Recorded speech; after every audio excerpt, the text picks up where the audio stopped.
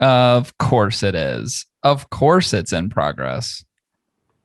Still excited about the fact that nobody actually knows what's happening at the beginning of our episode. Do they keep asking? Someone messaged me and are like, "What keeps happening at the beginning of the episodes?" I'm like, "You'll never know." Well, I have no idea. But it always happens, never goes away.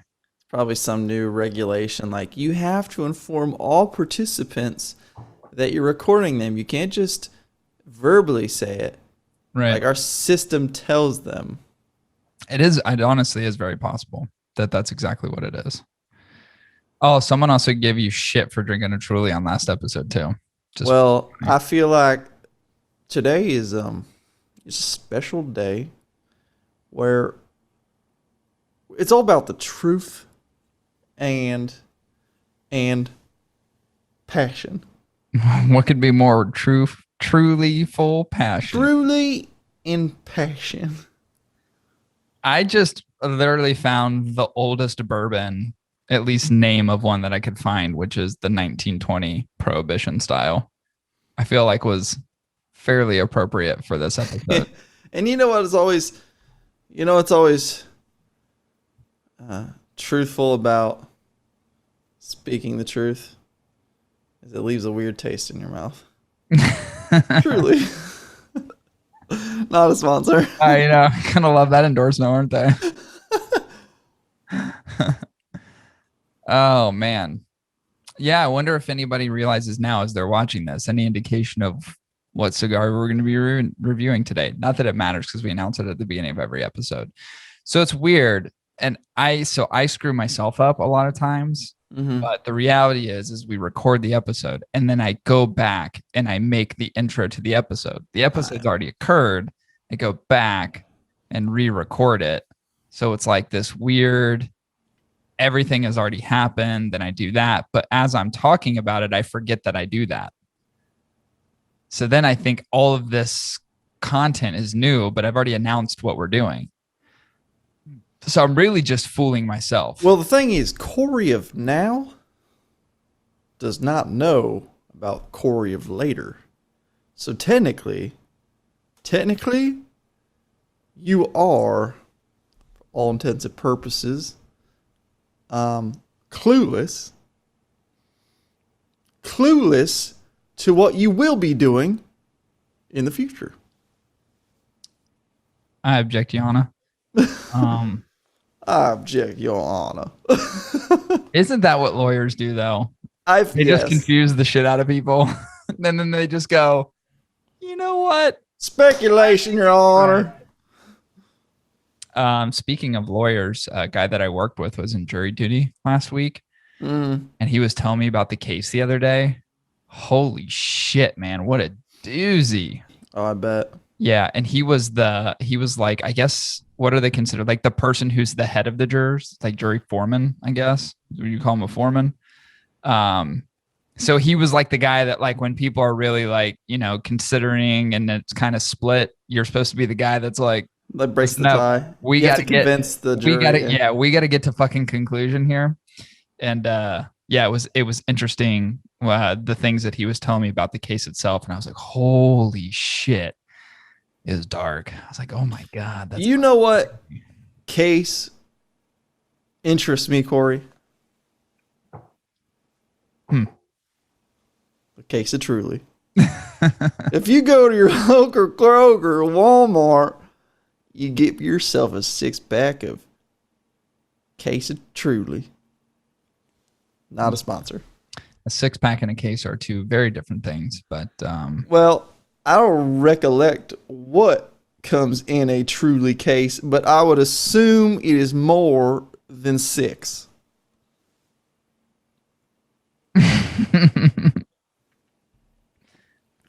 I was going to make a case joke because you're a lawyer, but it didn't come to me fast enough.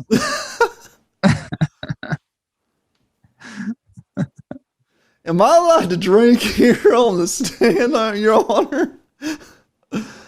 God, it would make trials much more interesting if you could. Yeah. Could you imagine if it was one of those like, the ones that just go on for weeks, but you're there all day. It's like, Yeah. I've been here since 8 a.m. and it's like 10 o'clock at night. Could you imagine drinking the entire day? And then, of course, being a defense attorney and a prosecuting attorney. They should actually make that a rule. Yeah. You have to consume so much liquor throughout the day. And if it's a 12, 14-hour day, you make your case drunk. Are you drinking on the job, prosecutor? Judge, I have a doctor's note that says I am legally allowed to drink in the courtroom to ease any anxiety or emotions that might occur during my job. And that would be that'd be a legitimate reason to drink on the job. And you know what thing always gets rid of your emotions? Alcohol. Pick yourself up a Truly at your local Walmart or Kroger. You know what's interesting about lawyers and drinking too? Have you ever seen a TV show and or a movie where the lawyer's on a tough case and the next scene after the trial is over or after the day is over, they're not in a bar drinking? Yeah. Literally every single fucking one. The lawyer ends up at a bar drinking. It's like, God damn, it's been a tough day. Truly. It's like, what happened today? Do you ever just get tired of representing the scum of the earth? Nope. No. Not for $250,000 a year, you don't.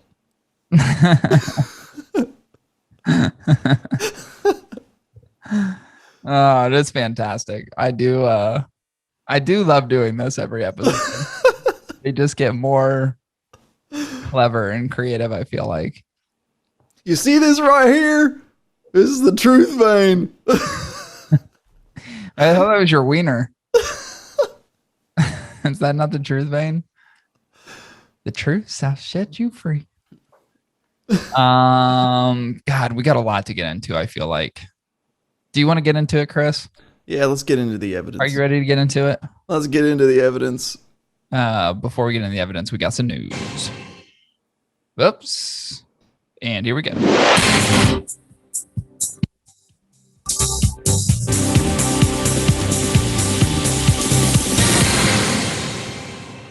Here we go. We got some news, some weekly cigar news. Some of it pretty fucking irrelevant, no one cares about, and some of it you may care about. Next month, we've got the new Avo Synchro that is shipping. Now, do you remember that point in time, Chris, it was uncovered that Avo was being misleading in terms of their blends? And they had produced like a series of 4 blends, but there were 4 blends of which they already produced. And they wanted to just show the industry like, ha, ha, ha, we fooled you. And It was supposed to be this thing of which like, see, this cigar is good, but then they just pissed a bunch of people off. Yeah, that's Avo. So they're releasing the new Avo Synchro. It actually looks fucking incredible. So it's a Dominican wrapper over Ecuadorian binder, a combination of Dominican and Nicaraguan fillers. The cigar itself looks beautiful. I like actually the original Avo Synchro cigars in particular. I think they have 2, maybe it's just 1, but it's like really the only Avo I've ever really liked. So this one, they are blending in vitolas of a Robusto 5x50. Comes in at $11, which is not surprising because they are a Davidoff subsidiary. Box of 20 is $2.18. And then they have the Caribe Toro. And this is what the cigar is called. Caribe, short for Caribbean. I don't know exactly how to pronounce that. Don't really give a fuck. Toro 6x52 for just under $12. A box is $2.38. And then you have the Caribe Special Toro, which is a 6x60. Let's just call it a Gordo and be done with it. It comes in at just under $13, a box of 22.58. Chris, what do you think about Avos? Do you have an Avo that you really like? I like the Ritmo because it had that Brazilian tobacco, I think, in it, which was pretty good. But overall, I think the Avo line, I think it's like Camacho under the Davidoff brand. It's just subpar. Which one has the Peruvian in it? Maybe that was the Ritmo. Maybe not, though. I don't remember. Was there one that had Peruvian in it? I don't know. I don't pay enough attention to avos overall to really kind of give a shit. You know, it's weird because I'm a huge Davidoff fan, like massive. I have so many Davidoffs. Not a huge avo fan. Not a huge Camacho fan. I smoked a Camacho the other night that literally on the retrohale was like sniffing grandma's perfume. It was awful. It just was not. I'm like, what are you doing? Like, what is this? Anyway, so you have the Avo Cinco Caribe shipping next month. We also have what is called the Diesel Sunday Gravy coming out, which my Sunday Gravy is just basically the Spankathon that I do every weekend. But they have white gravy or brown gravy. You know, I think it's Italian gravy. I think it's marinara. Oh. Yeah, I don't really know, but so I think the name is fucking stupid. I'm just going to come out and say it. Apparently, so this is an AJ Fernandez blended cigar, and their intention is to be under $5. So they do have an associated MSRP under $5, and it's a 6x54 Toro. Can't imagine this is going to be a super great cigar. But the cigar itself was essentially an ode to one of the guys at Diesel, I think. It says the process when looking at how AJ Fernandez meticulously rolls a cigar and produces tobacco, it reminds him of how his mom cooked her Sunday sauce slowly over a flame, knowing she had the luxury of being able to cook all day on a Sunday night just to get it right. Sounds sexist. You sequestered your mom to the fucking kitchen all goddamn day Sunday. Really? It's 2021. Let's get with it. But I think, dude, the name, I swear to God, some of the names of cigars, I'm like, could you get any less creative around this? Now, I will say this. I'm not a huge fan of Diesel cigars overall. There's one that I like, and it's only because it's technically infused with one of my favorite bourbons. And it actually is a decent infusion. So I'll smoke that cigar all the fucking time. But overall, not a huge fan of Diesel cigars. And no offense, but like anything that's going to be under $5 produced by Diesel or in combination with AJ Fernandez is probably not going to be great, but it may be really good for the money. I just think the name is stupid. Sunday Gravy. Ugh, that sounds gross. I don't even want the name. I don't even want the term gravy associated with the cigar. It's a very odd name.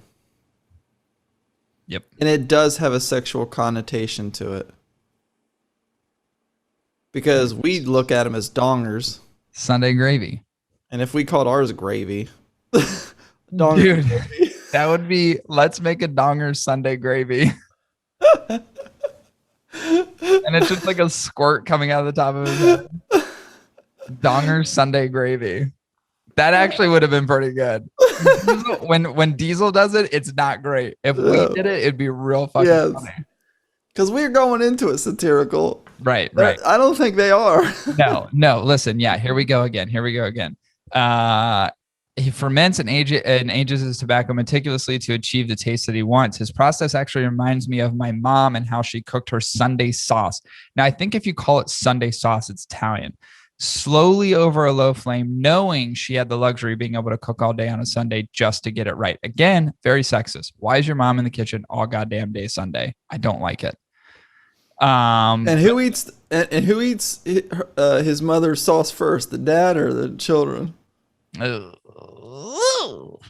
Gross. I don't know. His last name is Marzano, so when he says Italian. Gravy, it's definitely Italian. Yeah, it's some sort of red sauce for sure. Listen, if your gravy's got red in it, you need to seek some medical professional. Yeah, for sure. That's so gross when you think about it. Next up is a cigar that looks great, but probably is going to taste like garbage. And that is the M by Mackinuto Espresso, and it's arriving in early August. So this is the Mackinuto M, but this is now the espresso infused cigar. This is an iteration on top of what they used to have. It was the Cafe con Leche and the macchiato. So those were the two flavor infusions before this. Now the cigar actually looks pretty cool because it is barber pulled, which is kind of neat. So it's using an Indonesian shade grown and Indonesian Maduro leaves to create the visual design. So the barber pole design on the wrapper. Binder is from the Philippines. Huh? Huh? And the filler tobacco is from Nicaragua. For that alone, I want to try it. It's almost like, can you make this cigar without the espresso infusion just so I can figure out what Filipino tobacco tastes like, unhindered by anything else? But this is being produced in Nicaragua. So the Bellicoso Vitola is a 6x54, comes in at just under the $9 price point. A box 20 is $175. And then you have the Espresso Toro 6x50. So both pretty sizable dongers, comes in at $829. Box is $166. So I do feel that if you are a infusion lover, this may be a cigar that you would quite enjoy. I actually kind of want to try it. Are you at least a little bit intrigued by this, Chris? I am. This would be the first time I would have ever had a cigar that uses Phillips beans. Yep, for sure. I got nothing on that. So there you go. Supposed to. So there you go. They've had the coffee release. They had an M bourbon release that debuted in 2019. This one is scheduled to hit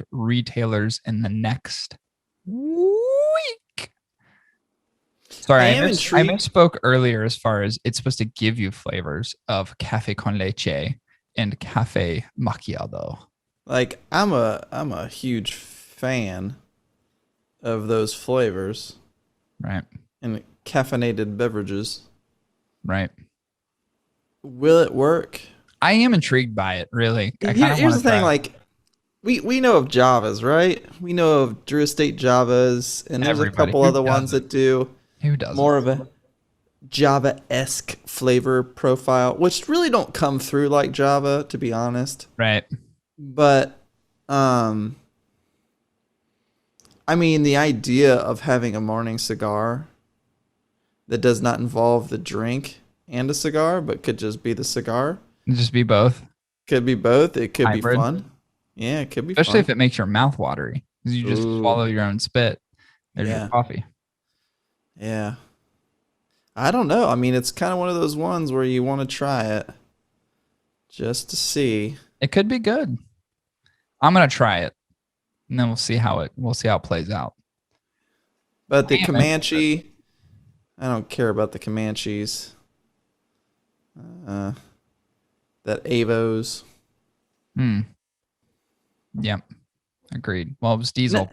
None of them said. Yeah, that's right. It was Diesel. Wait, you were just using references. Gotcha. Next up on the list, Vilger is releasing the 2021 TA exclusive. It's heading to retailers soon. I just smoked last year's version a couple of days ago, and it was actually not bad. It's weird because Vilger makes some really decent cigars, like the La Vencedora, which I think is an exceptional cigar. And then they've made some real fucking garbage. I don't know where this one is going to fall, but the 2020 TA release was actually pretty good. So this one is going to be shipping to Tobacconists again in the next few weeks. It is made in a 6x54 Toro Gordo. It's an Ecuadorian Habano wrapper, Dominican binder, and filler. It's actually produced and blended by Hochi Blanco, which I think you always make fun of his name, which is great.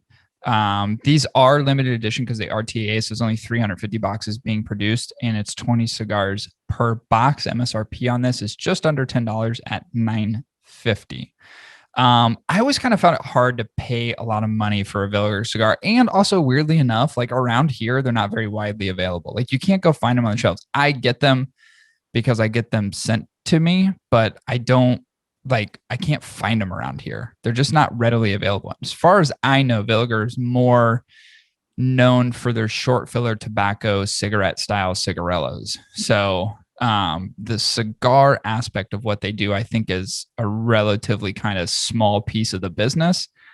As it is for a lot of people, that enter the cigar world. It's like, well, we're already fucking producing tobacco. Might as well make a cigar while we're at it. But they just don't have the same sort of traction, I think, in this space. I always find them to be kind of like, yeah, their cigars are pretty good. And every once in a while they'll come out with a good one and the price is acceptable, but you're not really like you're not really going out of your way to find them and pick them off the shelf. It's just not that type of cigar. I just don't like them because I sound like a little kid with a speech impediment talking about their brand. Villago. Villago. It's like it's Villager. Villager? Villager. Well, it's definitely Villager. But doesn't it sound like just like a weird... Looks like Villager, but it's spelled differently. Yeah. Yeah, it's weird. All right, last one. Viaje layer cake arrives at stores. Chris, have you had the layer cake yet? Was that one that you were already trying? Because I feel like they have a limited release every single month, and it's always being pushed in my fucking face as far as like, here's this news Viaje, blah, blah, blah, blah, blah, blah, blah, blah, like right in your fucking head. I had I had the TNT. That's right, the TNT, because I was there when you had that. So this is the Viaje Layer Cake 6x54 Toro. Of course, would it be anything other than a Nicaraguan Puro? No, because it's blended at Aganorsa, as they all are. The layer cake comes in at $11.80 per stick, so just under $12. They're sold in boxes of 10, but who in the fuck buys a box of Viaje cigars? That's all I'm going to say. Everything Viaje does is limited edition or special. What I always say is they get the leftover scraps from Aganorsa. Sometimes the blend makes sense, and then other times it tastes like shit. That's my whole shtick about Viaje. Every once in a while, they'll get it right, but it's definitely not all the time. TNT is solid. Jalapeno and ghost pepper was pretty solid. Yeah, they do have some decent ones. Like there are cigars that I like that they blend, which they don't blend. Here's how I think the process works. The guy owns the company. I think his name is Andre. I think what Andre does is he calls Aganorsa and goes, what fucking shit do you have left over that you didn't use? Just blend me a cigar and I'm going to package and design it and come up with a clever name. And I'm going to say it's special edition like all the other ones. And then I'm going to get it out to retailers. And they're like, okay. It's like, I need a cigar. It's like, well, we got this and this and this tobacco. Well, what type of flavor profile would that give you? I don't know. Spicy, senor. And then I don't know why I'm going like Mexican.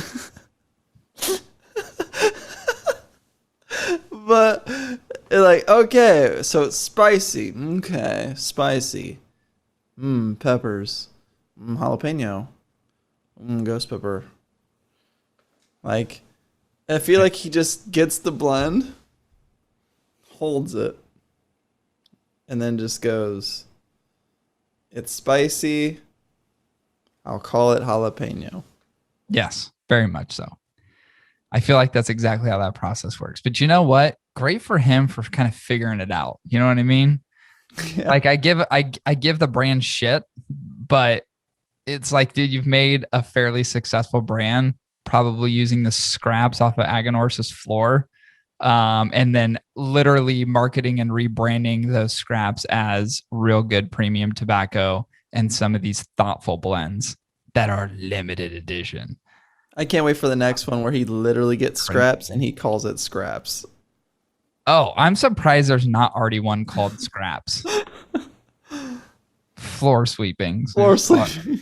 Call it FS. I'm literally shocked that has not already occurred. But there you go. That's the news for the week. And we'll have some more news for you next week because post PCA tends to be a little slow the first week, and then it's always kind of on a steady ramp up again towards the end of the year. But there you go. Chris, do you want to do a review? Always. This is actually the first review in what feels like weeks, right? I hope so, because it's been exactly 1 week since last episode. Yeah, but it's been many weeks. Has it been a month? The Karloff, I think, was the last one we did. I think we've shot 3 episodes. This would be the fourth episode in between that one, I think. For anybody listening or watching on YouTube. Actually, yeah, I'm pretty sure it has. Leave a comment. Do you want to see us do more cigar reviews or more fun stuff? Well, why can't cigar reviews be fun stuff? I'm just kidding. Are you ready to get into it? Sure. Are you ready? On this week's episode, we break down the Crown Heads Court Reserve, and this is the Serie E. This was the PCA release from Crown Heads this year. Chris and I have already said it. I've actually come out and said it before. The rebrand around this and the design overall is absolutely fucking amazing. It's one of the coolest rebrands I've seen on a cigar in quite some time. I've also said this before. The original release of the Court Reserve, I thought, was one of the most underrated releases that year from Crown Heads and the cigar industry as a whole. I think it just kind of got flooded in a space when a lot of other really good shit came out at the same time. And it just kind of came and hit on the market, but there wasn't a lot of the traditional fanfare that you often get from Crown Heads. Obviously, kind of smoldered by some other big releases at that particular time. But really, the cigar overall is absolutely fucking incredible, and I mean the original.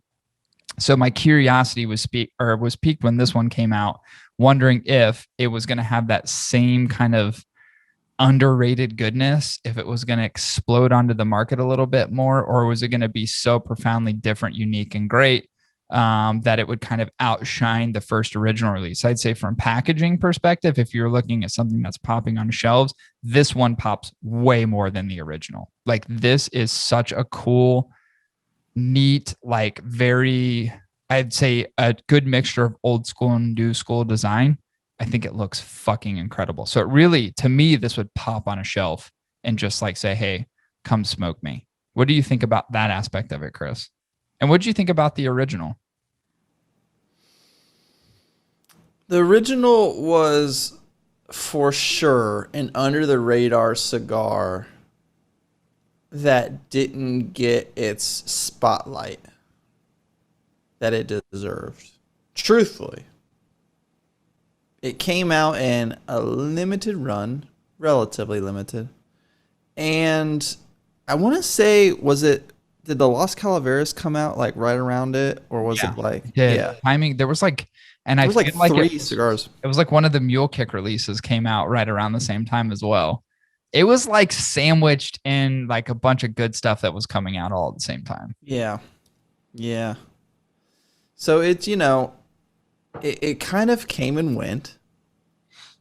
A lot of people who are in the know, in the inner circle, that have smoked it goes, yeah, it's a great cigar. I wonder when they'll ever bring it back. And then it kind of had a small resurgence. Do you remember that, Corey? Yeah, I do. It just came back for a hot minute. Yep. And then it went away again. And then it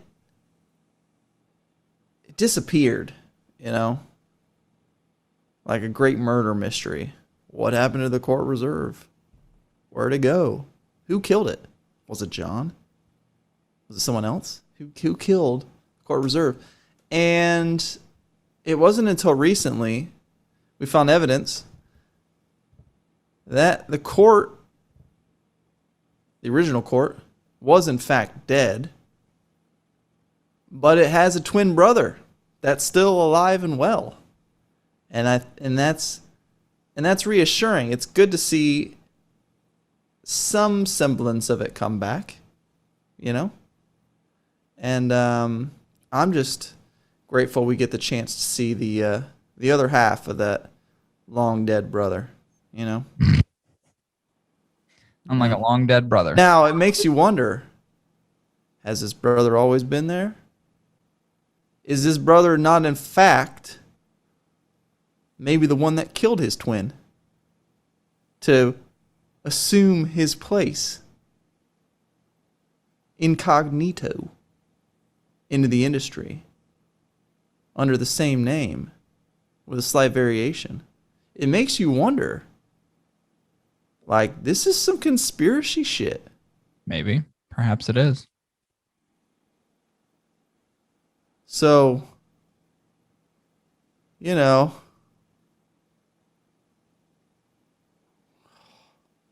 a mind fuck. It is a mind fucking deed, Chris. So let's get into the cigar itself. We'll get into the components.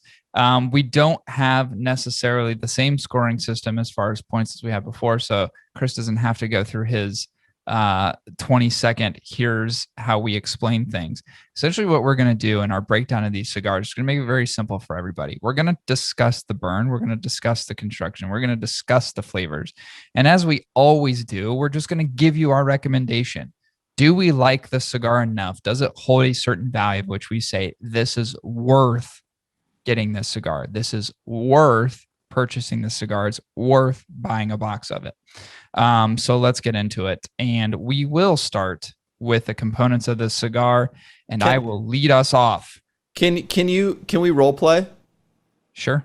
Can we role play, and let's pretend you're the prosecuting attorney and I am Court Reserve Serie E at the stand, and you're asking me questions about me to confirm for the court I am who I am. Okay.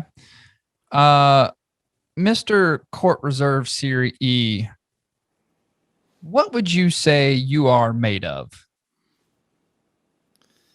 Ecuadorian Oscuro. And what are you binded together with, sir? Nicaraguan Elapa. And what's in the inside of you? I am 1 part Nicaraguan Pueblo Nueva, 1 part Nicaraguan Ometepe, and 1 part Nicaraguan Elapa. And how tall would you say you are? I am a Hermosa. And For Americans, Hermosa is 6 1/8 inches, or metric meter. No, inches. 6 1/8 inches by 48 millimeters. And since you are the whore of the industry, how much would you say you cost? Whatever you'll pay for me. I don't know the price. I don't know the price. Oh, it's fair to say that you work on the bartering system. I'm going to say $11. I think the correct answer, as we have seen time before, as people have purchased your particular services, Mr. Serie E, is that you typically charge what I would say a very reasonable price of $10.25. See, that sounds right, senor. To be negotiated in certain circumstances. Is that correct, Serie E? See. All right, great. I like how there's not a component of Mexican in there. But I mean, it's a Mexican. It's funny because the original one is Mexican saying. I know. You're like, I don't even know what an Ecuadorian, like, what does an accent sound like of any other South American country? I don't really know. Oh, I don't know either. What? Wait, I just realized my vein in my forehead looks like the flux capacitor from Back to the Future. No, it looks like a wishbone. But yeah, it does look like that too. Can you see my atrocious tan line? Great Scott. Great Scott. Oh my God, I look like Doc Brown. I'll be Marty. You be Doc. Oh my God, that's great. Great Scott. Did you know that he originally turned down that role? Christopher Lloyd? Yeah. I didn't know that. Yeah, he originally turned it down, and then they just kept convincing him, and then he decided to do it. Wow. I watched that show, like How They Were Made movies on Netflix, and that was one of them that was on there. It was pretty good. Yeah, so we smoked this in the Serie Hermoso 6 1/8 by 48. What a magical vitola that is. Yeah. Always the best vitolas. Chris, what did you think about the construction of the cigar overall? Dude, Corey tried to play trivia with me, and it's like, hey, when you light this up, tell me what you think it's made of. And I went 0 for 4. So I didn't say, tell me what you think it's made of. I said, what does it remind you of? Is there a particular cigar that it reminds you of? Because what I had told you was I had nailed it and confirmed that I had nailed it initially.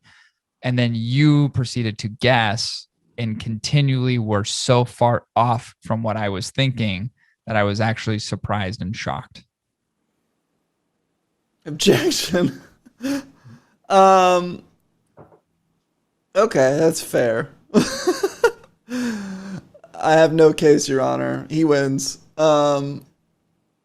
Construction is solid, dude. It's super solid. Dark brown with like some black marbling to it a little bit, almost black spots here and there. Pretty rigid cigar, almost fuzzy to the touch, with a mild grittiness along with it, with very minimal veins running through it.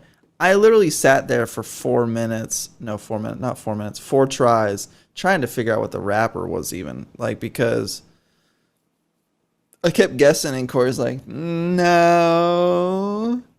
And then every time he said that, it made me want to go in the complete opposite direction.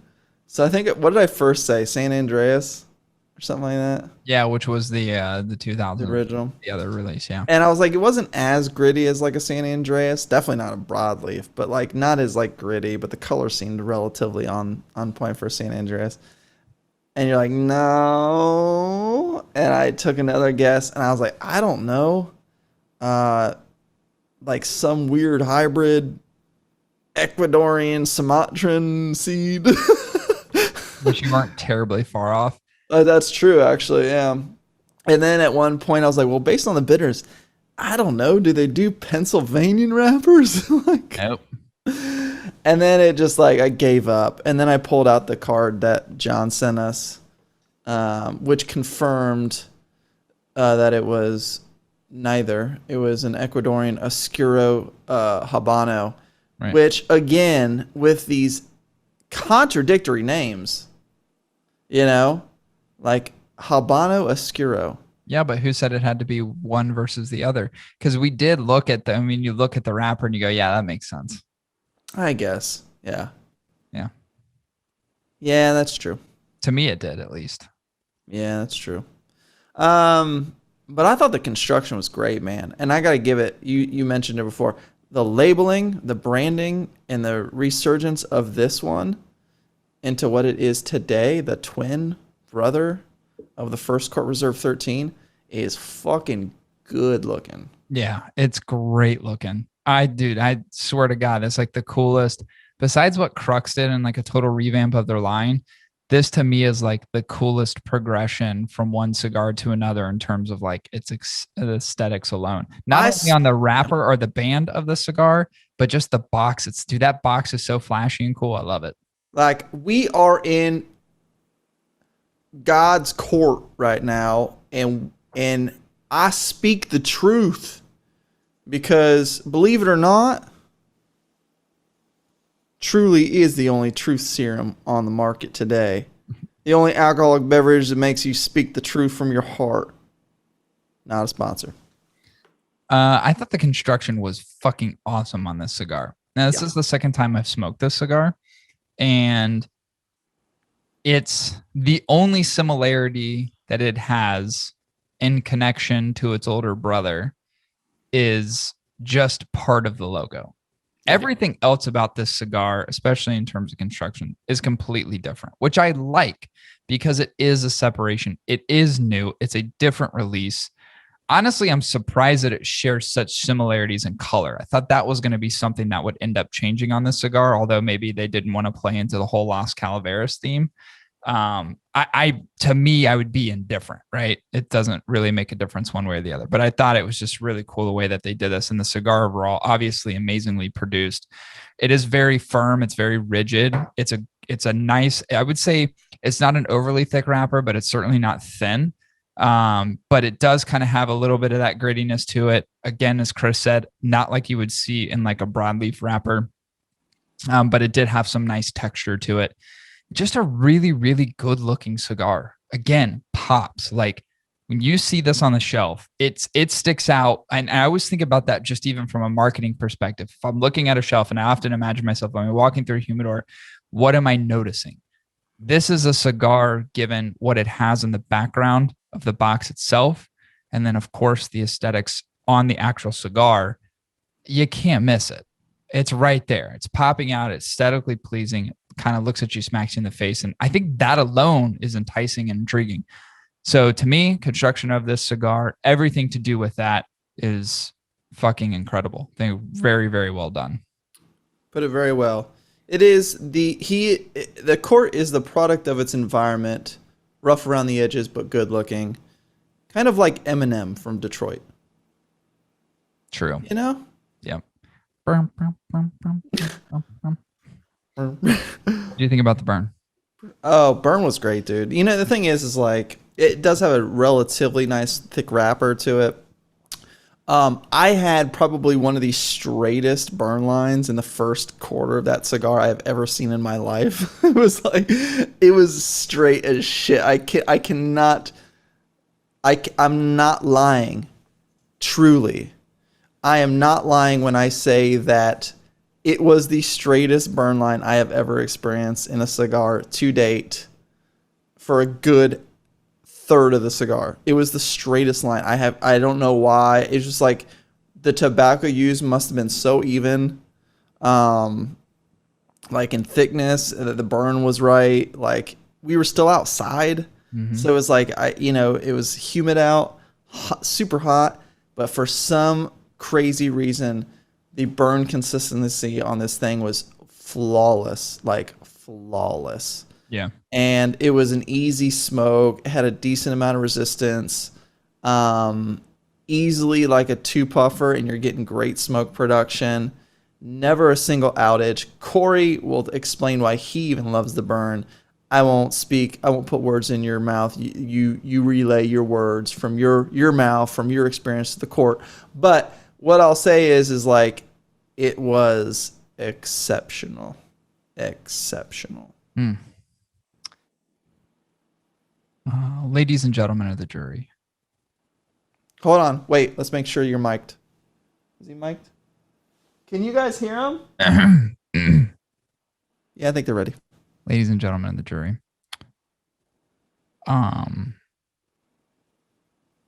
The amount of pleasure derived from the burn experience alone was something like I could never imagine.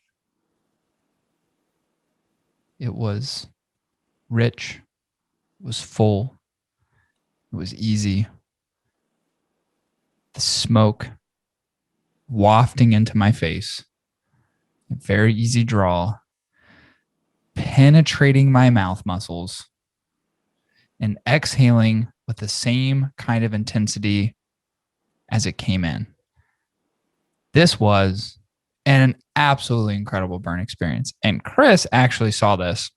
This is one thing that, and I think this is what you're alluding to. So tell me if I'm wrong, was I had to walk away for a considerable amount of time because I was cooking and doing other things at the same time, like trying to juggle like 10 different tasks at the same time. I realized that I had put the cigar down, walked away for probably more than 10 minutes. I averaged 10 minutes, but I think I was gone longer than that. And I came back out, just picked up the cigar, and I was expecting to have to relight it as you would for laying a cigar down that long. And lo and behold, I just started smoking it again, and it just kept on fucking going. Like it just kept on burning. I looked at Chris and I was like, God damn. I was like, how long was I inside? It was at least 10 minutes. So that was nice to see that the cigars and the fillers kept lit and didn't have to reignite. That's certainly a characteristic of a cigar that you love. And similar to Chris and the way that he discussed his burn experience is I also had in multiple intervals of the cigar, not only was it holding the ash really well, but as you kind of see that defined line, right? The straight, consistent line, it was like holding ash. It literally looked like lipstick coming out of the lipstick tube. It was that symmetrical. Like it was that fucking clean of a line as the ash was just sitting on top of the cigar. And I was like, holy, and it was multiple times. One, very reluctant to ash. I mean, I think each ash, every time that I had to ash the cigar was probably roughly around an inch or a little bit longer. And, for such a thin vitola, there's not a whole lot of material there to kind of hold together. So I think that in and of itself was kind of a unique characteristic of the cigar, but just the even burn of the cigar overall, it was just like fucking phenomenal. And it was all the way through. 0 relight attempts. As a matter of fact, thought I was going to have to do it twice because I had to leave the cigar for an extended period of time. Obviously not blaming the cigar, deducting anything away from the cigar as a result of that. Being away from a cigar that long, you're anticipating that it's going to be out, but it wasn't. It's like, holy shit, like twice now I've not had to relight this thing. That's pretty incredible. And the even burn light overall, just an amazing draw, amazing burn experience.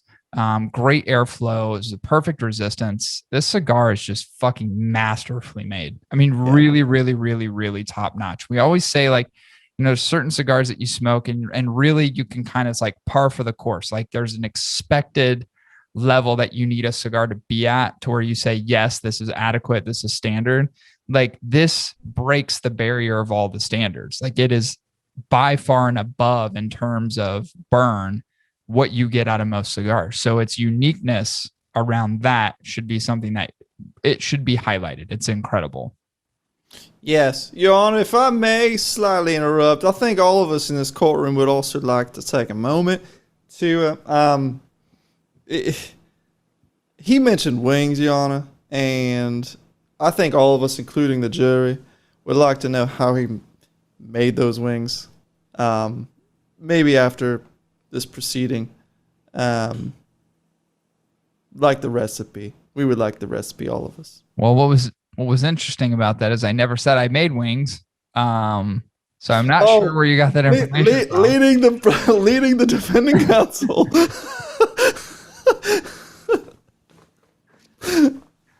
I'm pretty sure I never said that. But since you asked, here's what I do.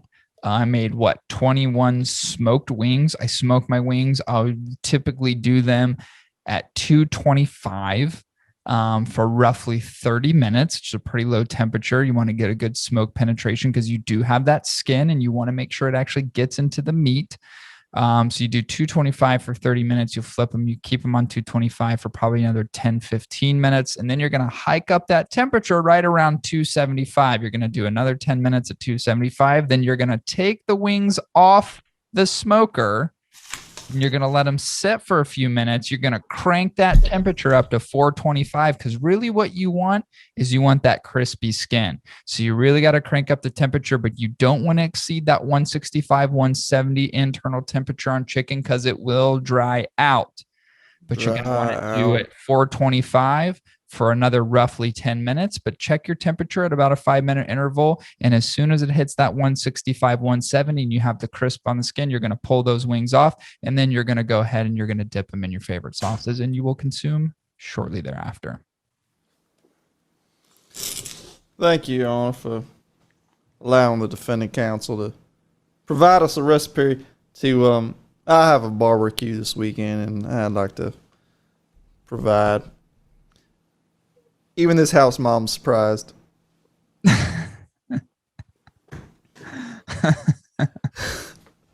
That's great. All right. Let's get into the most important part. Arguably the most important part when we review these cigars down is the flavor. Chris, what did you think about the flavor cigar? I asked you the question multiple times. You did not understand where I was going with it. We did not make the connection, but I will be damned if I didn't make that connection with someone else, but I want to hear your thoughts about it and go. Do you know how many cases I've won as a prosecuting attorney, Corey? Exactly 3. 0. I'll tell you what I thought I smoked. Strong bitters and a good amount of medium spice up front. It has such a nice complementary start that really impacts your mouth with a lot of strong bitters. And to make the distinction, the bitterness that I got from the fillers felt very acute. Well, you say, what is acute? I mean sharp, right? Like it was salty at times, and I loved it. Like this salty spiciness just enveloped my mouth skin, and I loved the start of it. Now, I kept taking guesses at Corey, what cigar does this remind you of? And I'm like, I don't know, a cigar of some sort. And you're like, yeah, be more specific. And I'm like, it's spicier cigar with bitterness. Yeah, okay. Thing is I'm still hazy on what cigar you're referring to, and I'm sure I've had it, which will make me cringe when you tell me what it is. But I loved the cigar from this standpoint that it started off really strong with an impactful flavor, with very sharp, pronounced flavors, and then it smoothed out quite substantially, about a quarter in, three-quarter, or like a third in, and it was a really smooth, bitter, slightly woody, but kind of earthy, and good amount of like spice that just was not at the forefront, but just in the back. And it was kind of like, you know the lazy river, Corey, at like a water park, like near us. What was the lazy river at? Was that at the beach? Chris, everybody knows what a lazy river is. Okay. It's not just particular to the beach in Cincinnati, Ohio. No, there's lazy rivers literally everywhere. Okay. So you all are tracking. Perfect. So you know those lazy rivers where it's like soothing, but it's just enough motion to kind of make it interesting? Like the waves, the subtleties, the changes in elevation and speed and motion. That's what this cigar did. It was just subtle. It was smooth. It was transitionary, but calm, peaceful when it did it. It would be like riding on a lazy river of flavor. Do you see what I'm saying? The lazy river of flavor in a cigar for an hour and a half. Imagine. You're kind of drifting down this little calm, serene landscape, drinking a Truly. Not a sponsor. Just enjoying the lazy flavors. No, that's leading down a path of wrong wording. It's just a peaceful flavor change up. And I loved it. I really did. I really did. Corey, I'm dying. I'm sweating. You can see me glistening. I want to know, what cigar does this represent? Which one does it have an amalgamation with? I don't even know if that's the right word, but what cigar does this synergize with that I'm just not putting the clues together in my prosecuting, questioning mumbo jumbo? Let me start with this. Like my famous recipe, this cigar is really comprised of about 13 different herbs and spices. Okay. Making it famously delicious. Chris, the one clue that should have stuck out to you in all of this was if you were to reflect back in the blend that was released years ago, the original Court Reserve, do you happen to remember where this particular blend was manufactured? Chris, the answer would be Epicurio. That would be the answer. Now, as we reflect on this cigar, which we just smoked, Chris, do you happen to know where this cigar was produced?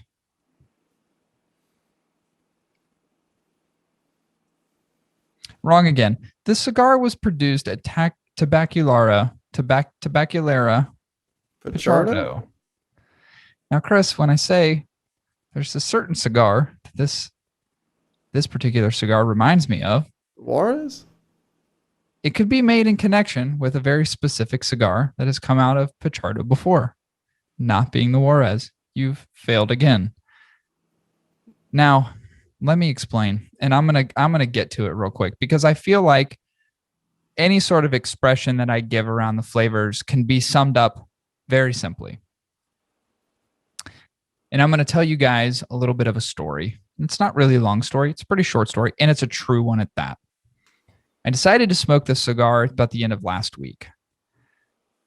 It had been sent to us by our good friend John, the owner of Crown Heads. He sent us these samples of smoke, and I decided last Thursday night, by God, I'm going to smoke one. I had the next day off, and I was like, yeah, I'm going to treat myself. I didn't plan on smoking, honestly, till this week. But I decided to smoke one last week. It just been a rough day, and I'm like, I need something to kind of pick me up. I want to smoke this new cigar. And I started smoking it. I took a picture of it and posted it. And I get a text from John, and John says, what do you think? And my response to John, without knowing his thoughts or feelings on the cigar at all, I said, it reminds me of the Mil Diaz with an extra testicle. And he goes, oh, wow. That's exactly what I guess he did I don't know if he did the write-up. It wasn't for half, I don't think, maybe a Cigar Aficionado. He said he did a write-up for somebody expressing what he thought the cigar represented. And he said, I think he said the Mil Diaz on steroids. So essentially the same thing. And I was shocked and tickled because I had, oftentimes we reflect with John. I'm like, hey, what did you get? What are flavor expressions from the cigar? Which is not uncommon. Everybody gets something a little bit different. And then this time we were very uniform because I literally said it tastes like the Mil Diaz with an extra testicle. And dude, as soon as I started smoking the cigar, I was like, that's Mil Diaz fucking just ripped up to shit, because it was like the expressions of spice, the expressions of the earthiness were all so much more impactful than the Mil Diaz. I thought the Mil Diaz was pretty subtle. This cigar, the first time I smoked it, was like in your face. If you retrohale the cigar, dude, it is like a flood of flavor moving through your fucking brain. It's intense. It's like, it really, like, that was to me when I was smoking, and I'm going, holy shit, this is just amplified to another degree, the Mil Diaz. And I guess intentionally, that's kind of how it was perceived even by Crown Heads. So to me, there's not much to say on the flavor other than because I think I don't know how many people know, and you can go back and check the reviews, I guess. But the Mil Diaz was a fantastic cigar. I love what's coming out of Pichardo, specifically the Crown Head stuff. Obviously, we've talked about the Juarez numerous amounts of times being probably the best value cigar on the market, where we've said numerous amounts of times a cigar could be sold for dollars more than what it is. The Mil Diaz, to me, was another cigar that came out of Pichardo that I really, really, really enjoyed. I enjoy this better than the Mil Diaz because, again, I thought the Mil Diaz was a little subtle. I like that this is more of a heavy hitter. I like that this has such an extreme flavor impact to it. It really just fucking slams your face, which I mean, there's some cigars that I love that have just a subtleness to them, that are light, that are, I would say, more just kind of even keeled. To me, this is not that cigar. To me, smoking this cigar, consistently retrohaling it, it's just full fucking flavored with an inched up ounce of strength to it as well over the Mil Diaz. I really, really, really enjoy this cigar a lot. And what I like is the consistency of it, because the first time I smoked it and the second time I smoked it under completely different set of circumstances and completely different environments, tasted it exactly the same. So to me, fucking fantastic. Let's call it a little bit more testosterone in the nutsack of the Mil Diaz. You have this new Court Reserve Serie E. Now I feel like I should be provided a response to what you said. I said, you think, but I said, I'm an investigative prosecuting attorney. I never said I was a good investigating prosecuting attorney. I think there's a distinction there that you've missed, sir. I'm still trying to figure out how your hair's so dark.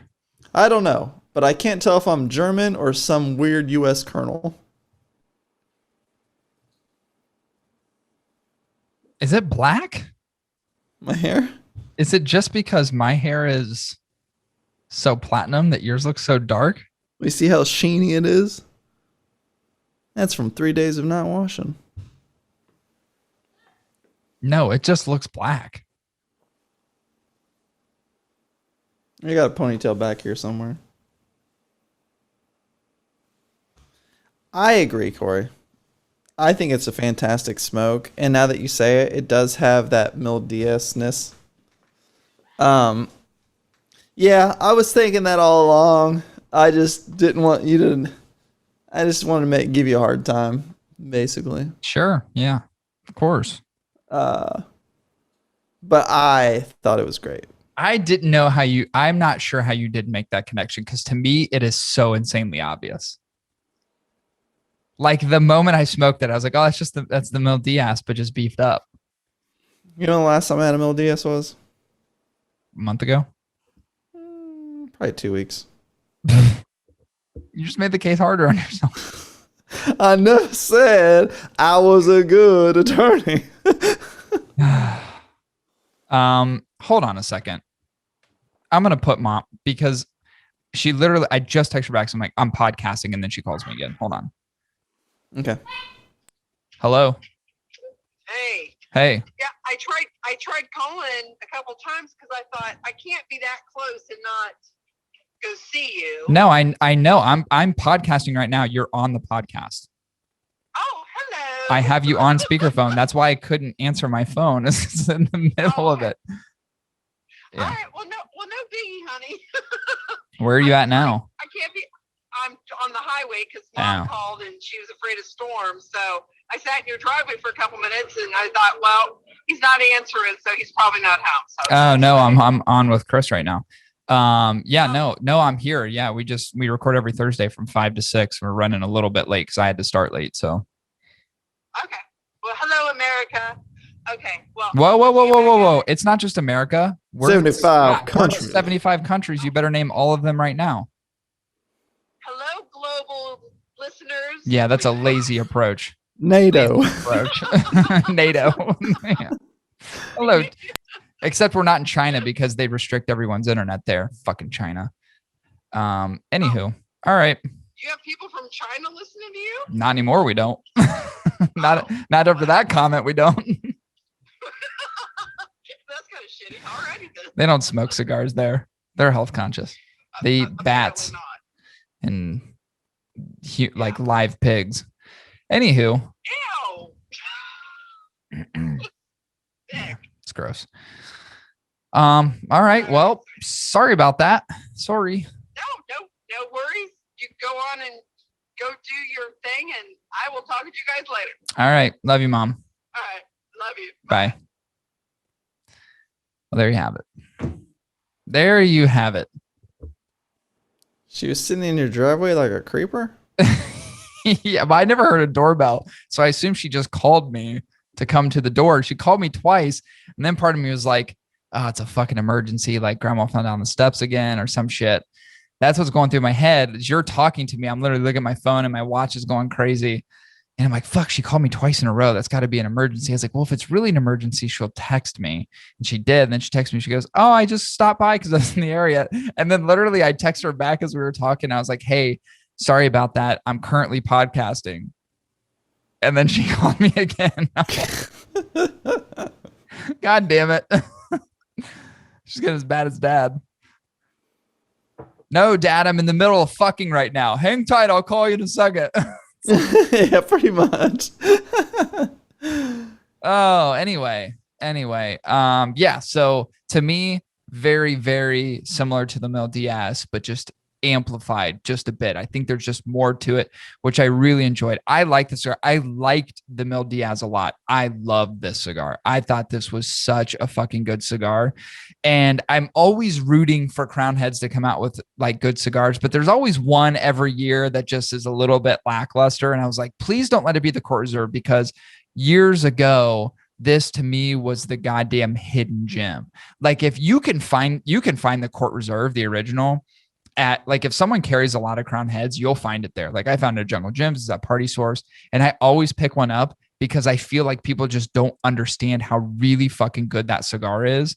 So when I see it, I go, well, I'm going to get what I know is great that no one else knows about or no one else thinks about. Like to me, it's like, this is the shit that no one else fucking considers.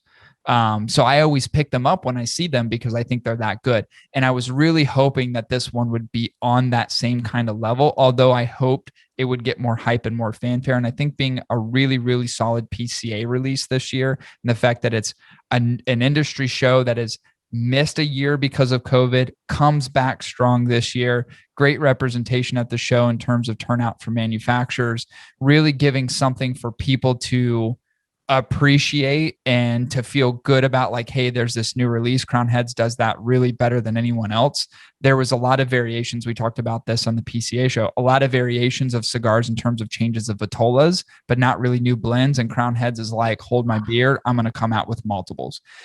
This was the one I was looking forward to the most. And I think it actually had been other industry media outlets had said that this was probably the one that had the most fanfare around it. So I could totally see that after smoking it. I can see it after the redesign and the rebrand of it overall. I like the fact that they changed factories, although I really, really like that EP Carrillo one. I really did. I thought it was really good. I like that they did this one at Pichardo and just amplified the Mil Diaz to another degree. Thought it was awesome.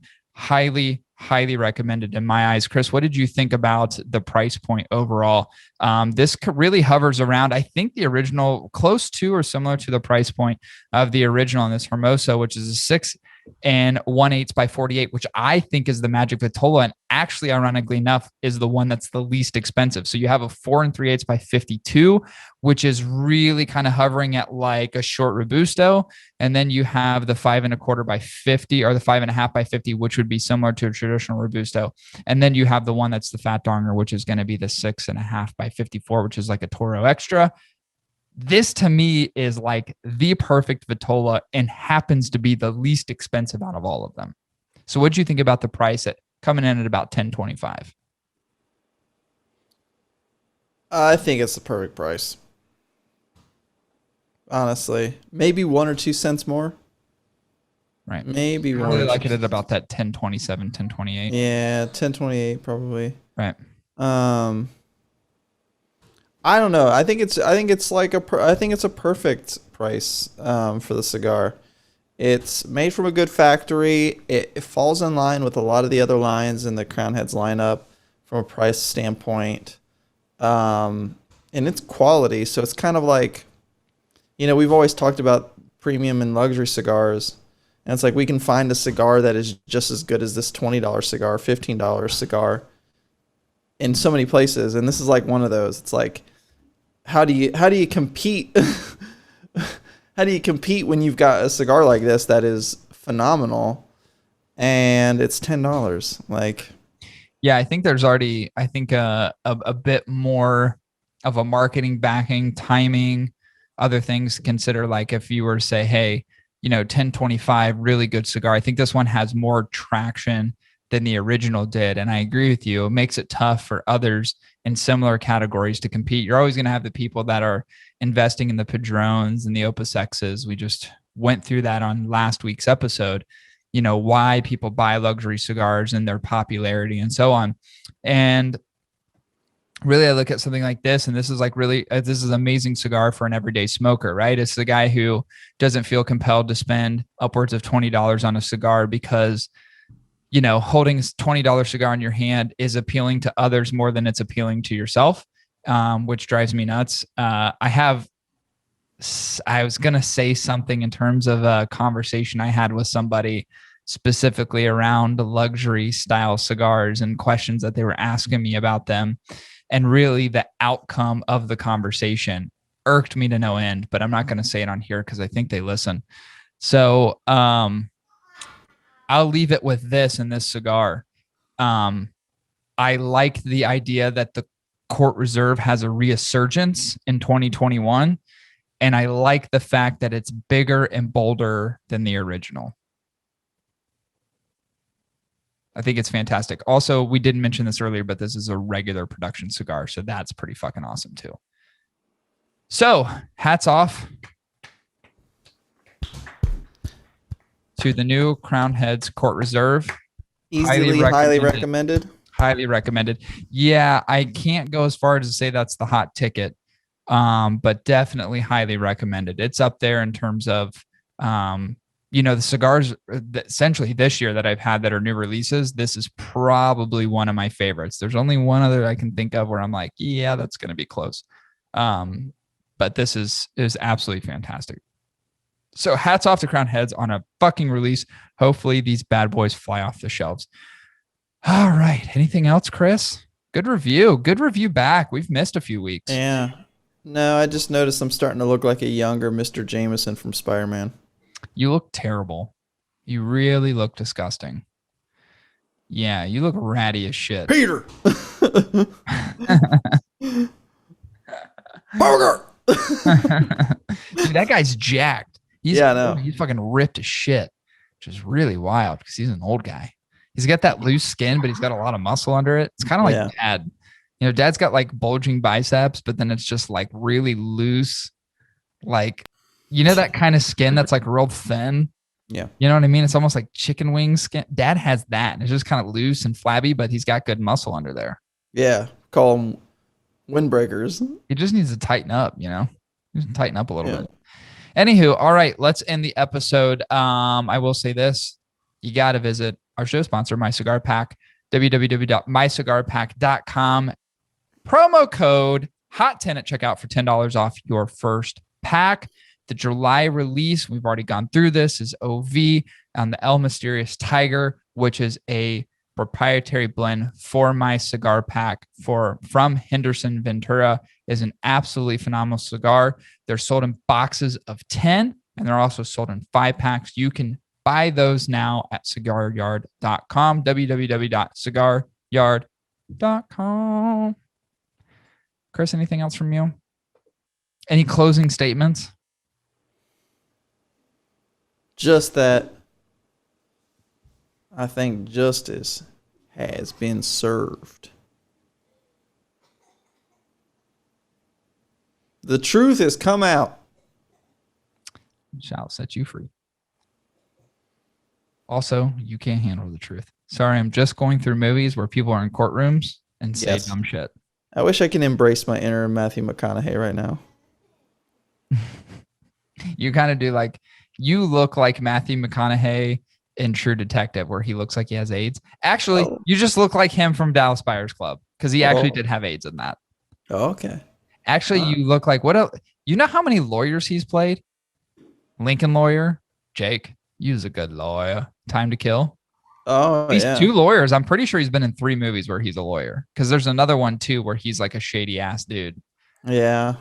Lincoln Lawyer is a really good movie. So is The Time to Kill. Fantastic. Time to Kill is great. Also, a lawyer movie of which he finds himself drinking after a hard day as a prosecutor or as a defense attorney. Every time. Find me a movie where the lawyer isn't drinking after a tough day. It's every movie, every show. Anyway, all right, let's get out of this episode. Was this 205? 206. 206. Holy shit, chugging right along. This will conclude episode 206. We'll be back at you next week with episode 207. See you, everyone.